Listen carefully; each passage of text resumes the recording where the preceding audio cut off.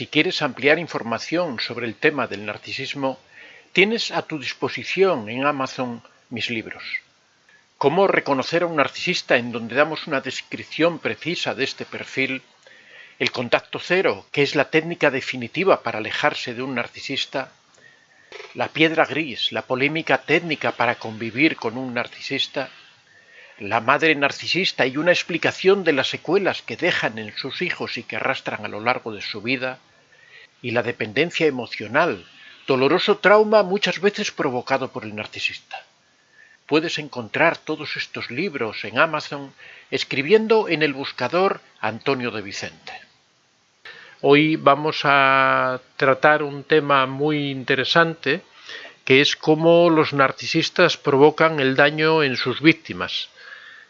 Fundamentalmente, el efecto que el narcisista provoca en las personas que le rodean es una tremenda incertidumbre y un tremendo dolor por todas las manipulaciones y todas las maniobras que realiza el narcisista, simplemente porque se trata de un sujeto con una autoestima muy baja y que trata permanentemente de imponernos sus criterios, sus ideas, y que trata de sobresalir por encima de todos. Para lograrlo termina causando un enorme daño en las personas que le rodean, y cuanto más cercanas son, cuanto más próximas, mayor daño provocan. Fundamentalmente el principal daño, aparte de daños económicos o daños físicos u otro tipo, lo más habitual es el daño emocional, la manipulación emocional en realidad. El narcisista dispone de una gama enorme de manipulaciones, de formas de presionar emocionalmente a las personas que le rodean, tanto a sus víctimas directas como también para manipular y manejar a los monos voladores, a sus lacayos, a esas personas que le rodean y que terminan cumpliendo las órdenes que él impone o que él quiere hacer cumplir, ¿no? Que generalmente están enfocadas en hacer sufrir, en dañar a esas víctimas a las que quiere perjudicar. Es muy importante saber identificar esas manipulaciones, saber identificar esa forma de actuar que tiene el narcisista, porque eso es lo que nos va a explicar o nos va a definir claramente ante quién nos encontramos, ¿no? No es lo mismo mantener una relación con una persona normal, una relación afectuosa, en donde de vez en cuando surgen roces, de vez en cuando es posible que haya pequeñas manipulaciones que todos cometemos, porque muchas veces para conseguir aquello que deseamos, a pesar de que no tengamos ningún trastorno, hacemos pequeñas manipulaciones, pero eso no se puede comparar con el grado de daño que provocan las manipulaciones o la mala intención que tienen las manipulaciones del narcisista, ¿no?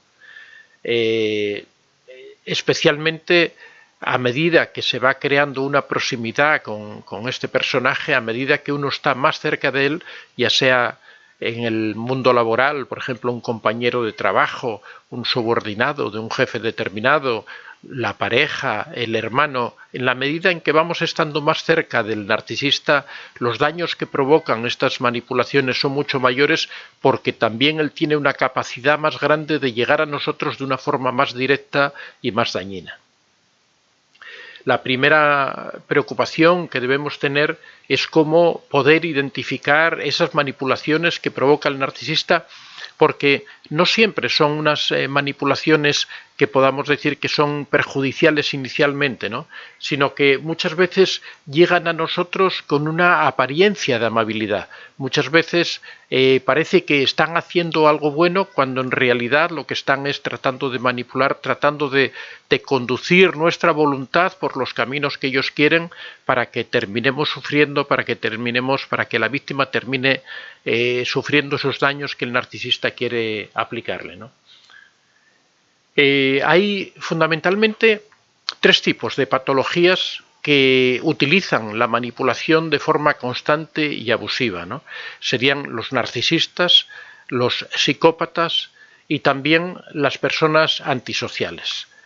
En algunas ocasiones se puede dar también con el trastorno de personalidad límite, que también, como tiene ese carácter tan voluble, tan cambiante, que en algunas ocasiones estalle con ira, con violencia y utilice determinados tipos de manipulación, pero fundamentalmente a lo que nos referimos es a narcisistas, a psicópatas y a personajes antisociales.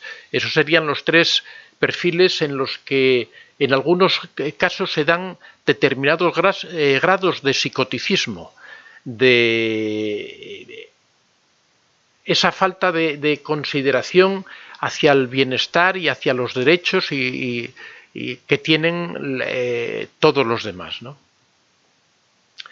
En primer lugar, debemos fijarnos en aquellos síntomas que nos indican que se está produciendo la manipulación por parte de estos sujetos, en este caso que hablamos, los narcisistas, ¿no? El primer síntoma que podemos apreciar, que es un síntoma que, como decíamos antes, puede parecer en un principio un síntoma que no es especialmente dañino, que tiene ciertos rasgos de amabilidad, podría ser el paternalismo. El narcisista siempre trata de crear con la víctima una relación paternal, pero paternal no en el sentido amoroso, en el sentido cariñoso del término, sino en el sentido de diferencia, en el sentido de que se crea una imagen en donde él está por encima y muy amablemente, muy cariñosamente te dice: no, pero es que tú no puedes opinar sobre esto porque no sabes, no, es que tú no sabes, tú no tienes los conocimientos suficientes. Adopta esa actitud de condescendencia y de falta de consideración en el fondo, que es la actitud que normalmente un padre adopta con un hijo pequeño e incluso a veces equivocadamente adoptamos con nuestros hijos adolescentes. Ese paternalismo hace que se cree un nivel diferente de opinión en donde por un lado está el padre y por otro está la víctima. La víctima de por sí tiene que obedecer y aceptar porque se crea esa relación de superioridad, y eso la verdad es que es, como decíamos, un gesto de condescendencia y de falta de respeto por las opiniones de los demás. Y aunque nos pueda parecer en ocasiones que es una forma de manipulación muy suave, realmente provoca un gran daño en la autoestima. En segundo lugar, tendríamos la tendencia al egocentrismo. El egocentrismo es esa tendencia que tiene el narcisista a considerarse el centro del universo, a que él es el personaje más importante, a que todo depende de él, a que sus intereses son los primeros que hay que tener en cuenta, a que sus derechos son los que hay que privilegiar, a que su voluntad es la primera que hay que cumplir y que si hay que quitar a alguien, hay que quitar a los demás, pero no a él, que él es el centro de la escena, el centro del mundo, del entorno, y que todas las cosas se miden de acuerdo a la visión y a la escala que tiene el narcisista. En un tercer lugar, tendríamos esa enorme falta de empatía tan conocida de los narcisistas, que son absolutamente incapaces de comprender las emociones o las situaciones que sufre el otro. Hay que tener mucho cuidado con la empatía, porque una de las características que tienen tanto los psicópatas como los narcisistas es que en ocasiones utilizan una empatía oscura o también llamada empatía instrumental, que no quiere decir que tengan empatía, sino que son capaces de aparentar que la tienen. Son capaces de simular haciendo preguntas, se fijan en otras personas que sí tienen empatía, se fijan cómo actúan y ellos lo que hacen es interpretar esa empatía de cara a la persona para que parezca que realmente tienen esa característica.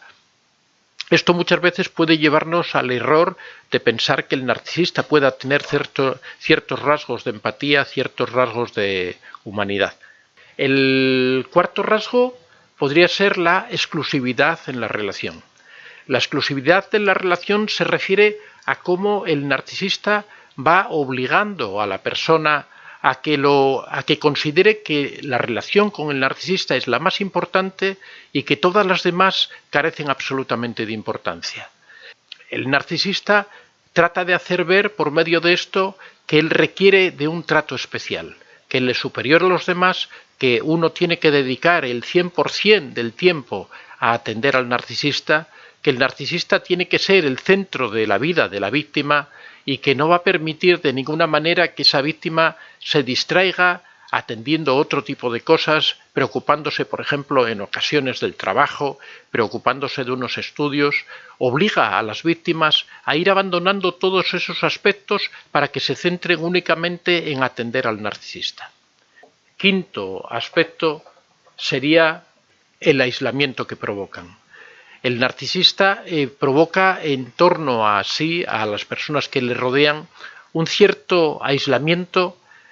Obligan a la familia, o sea, obligan a la víctima a alejarse de la familia, obligan a la víctima a alejarse de los amigos, y lo que trata de buscar con esta manipulación, con estas en ocasiones victimismo que provoca, refiriéndose como no me dedicas el suficiente tiempo, estás siempre pensando en tus amigos, estás siempre pensando en tu familia, en tu madre, a mí no me dedicas tiempo, entre ese deseo de exclusividad en la relación más esa presión para que se vaya aislando socialmente, lo que busca el narcisista es dejar totalmente indefensa a esa persona, dejar potenciar un sentimiento de culpa cuando ocurre cualquier problema. Le dice, claro, si tú todo el tiempo estás preocupado de tu familia, claro, si no haces más que pensar en tu trabajo y descuidas la relación. Y lo que están haciendo es provocar que la víctima se sienta culpable simplemente por estar pendiente de sus propias cosas, por estar pendiente de esas personas que le rodean y no dedicar el 100% de la atención a preocuparse del narcisista, ¿no? Las técnicas que utiliza el narcisista para lograr todo esto que habíamos comentado, para provocar estos síntomas, estas señales en la víctima, son de lo más diversas. La primera y más banal, quizá podríamos decir, son las burlas y las bromas. Cuando el narcisista hace una broma, nunca es una broma inocente. Siempre tiene una segunda intención, siempre trata de establecer un lenguaje determinado, siempre trata de establecer un código en donde la víctima siempre es el tonto en la relación y el narcisista siempre es el listo en esa relación, ¿no? Hace burla de cualquier tipo de cosas que uno hace. Si uno tiene un vínculo muy grande con su padre o con su madre, él empieza a hacer burla respecto a esa relación, como diciendo, eres igual que un niño, necesitas a tu madre para todo, ¿cómo es posible que te consideres una persona adulta?